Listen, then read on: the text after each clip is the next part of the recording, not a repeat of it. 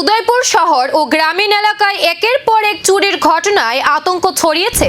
এবার গোকুলপুর শাস্ত্রীয় সংঘ এলাকায় আমলান ভৌমিকের বাড়িতে চুরির অভিযোগ। পরিবারের সদস্যদের নিয়ে বাইরে যাওয়ার পর বাড়ি ফিরে তিনি দেখতে পান পিছনের দরজা খোলা এবং ঘরের জিনিসপত্র এলোমেলো।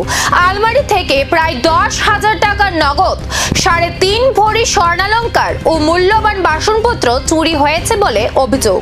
খবর পেয়ে রাধাকিশোরপুর থানার পুলিশ ঘটনাস্থলে পৌঁছে তদন্ত শুরু করেছে।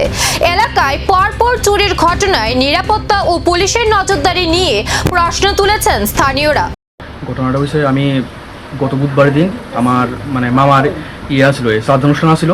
তো রাত্রে আমরা সবাই মিল্লা ইয়েতে গেলাম, সাবরুম গেলাম রেলে। তারপর এবার রাত্রে থেকে সেটা কালকে আবার আই পড়লাম আর কি। কালকে বিকেলে আইলাম, বিকেলে সন্ধ্যার ট্রেনে আই পড়লাম আর কি।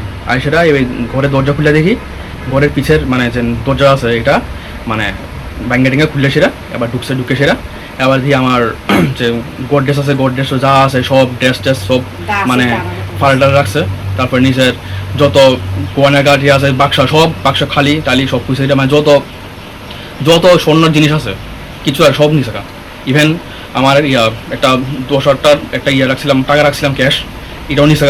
হ্যাঁ, তারপর সাইডে একটা আসলো বড় একটা দাটা ঘুরে আসলো, বুটনির দাটা ঘুরে আসলো। তারপরে সব দুইটা লোকার ভাঙছে, গডরেজ দুইটা গডরেজের দরজা ভেঙে গেছে। তো শুধু এটা আজকে না, শুধু আজকে ইভেন অনেকদিন ধরেই আমরা এই এলাকার মধ্যে চুরি হইতেছে, বাড়ি বাড়ি চুরি হইতেছে।